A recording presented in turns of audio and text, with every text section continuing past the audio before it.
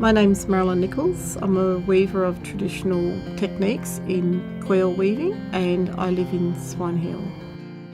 The weaving was always there, but when you look at the history of what happened to just my family, those things are put aside because it's about surviving in two worlds. So my nan would always substitute by knitting or crocheting, and my mother the same. Then the CWA Women, Country Women's Association, started to work with the Aboriginal families from Swan Hill. And so my nan and my mum used to go to their classes where they'd show them how to do skills, and bringing back the skill of weaving was one of them. Nan and mum both started doing baskets with kabungi, which is a plant fibre that grows traditionally in the waterways of our lands. When I first arrive at the lake, I approach it in a quieter, slower manner, and I start sensing into what's happened with the lake since I last visited. And I like to go down to the edge of the water and to feel the coolness of that water. It's also about connecting to the waterways. When people come to my classes, my intention is to get them to learn how to use their hands and at the same time work with a plant fibre.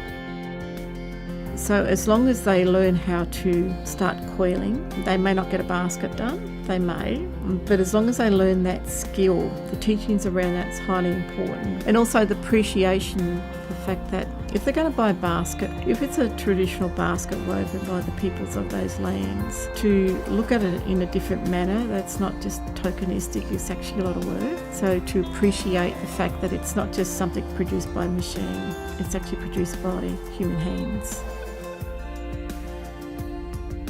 Once I started weaving, I found it was my passion.